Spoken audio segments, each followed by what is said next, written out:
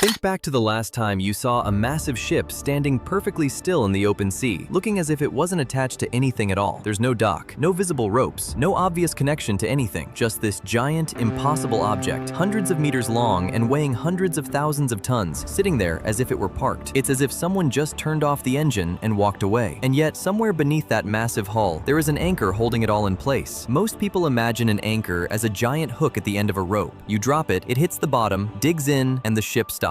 Simple, logical, and almost entirely wrong. Because how anchoring actually works, the real physics, the engineering decisions, and everything that can go wrong is so different from that image in our heads that it's almost a completely different concept. The anchor itself is actually the least important part of this system. In fact, in some cases, anchoring in the wrong spot won't just fail to hold the ship, it could actually sink it. So let's start from the beginning, because this is one of those things that seems obvious until someone actually explains the surprising reality. The first mistake most people make is thinking that the anchor is what holds the ship. It isn't, at least not primarily. The real heavy lifting is done by the chain. An anchor chain on a massive ship looks nothing like the chains you see in everyday life. A single link in a large ship's chain can weigh over 100 kilograms. Not the whole chain, just one single link. When the entire chain is deployed, it can be many times heavier than the anchor itself. And this weight isn't an accident. It's the whole point of the system. When a captain anchors a ship, they don't just drop the anchor to the seabed and leave it at that. They keep letting out the chain, far more than the actual depth of the water requires. That chain settles along the seafloor, forming a long, heavy curve. This is where the physics gets fascinating.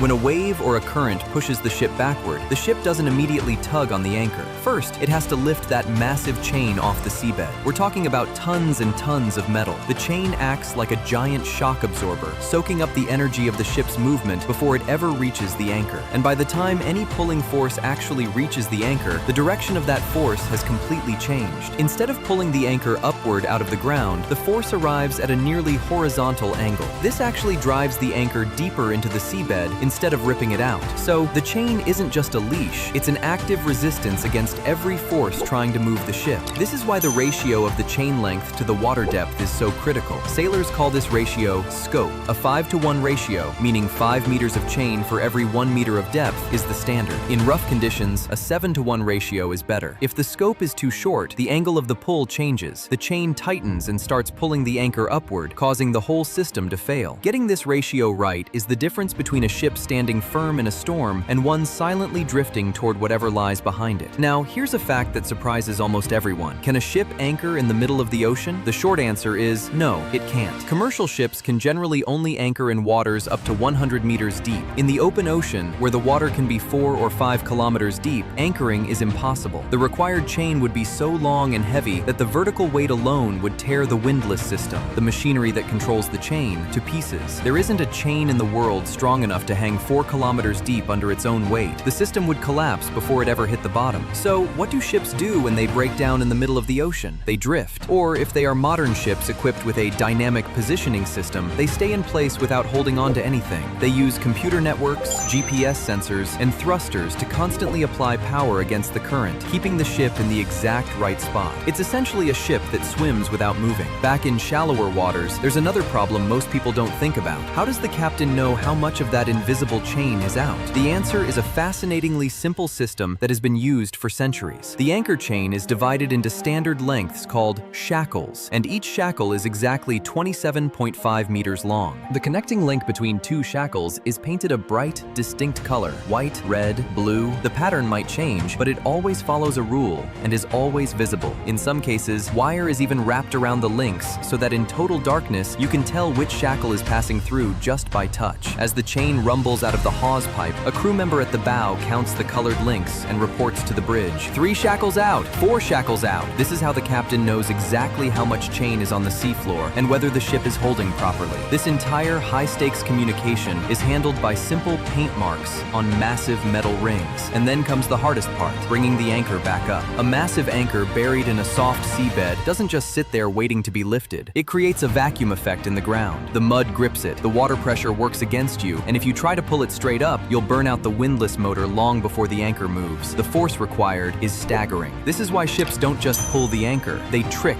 the physics. The ship slowly moves forward until it is directly above the spot where the anchor is buried. This changes everything. The chain moves from an angled pull to a nearly vertical position. A vertical force applied to the anchor's shank doesn't fight the vacuum, it breaks it. The anchor finally breaks free from the mud. Sailors call this anchor aweigh, and then the windlass can do its job relatively easily and pull it up. But what comes up isn't a clean piece of metal. It's usually covered in sticky, heavy, and foul-smelling harbor mud. As the chain and anchor come in, high-pressure water jets inside the hawse pipe wash them down. Because if that mud gets into the chain locker, it will rot there for months and cause massive problems. This entire system, the weight of the chain, the scope calculation, the color-coded links, the maneuvers before retrieval, is an engineering marvel developed through centuries of trial and error. Nothing is an accident. Every piece solves a specific problem that someone somewhere discovered the hard way. That anchor hanging off the bow isn't just a heavy object at the end of a chain. It's the visible tip of a massive system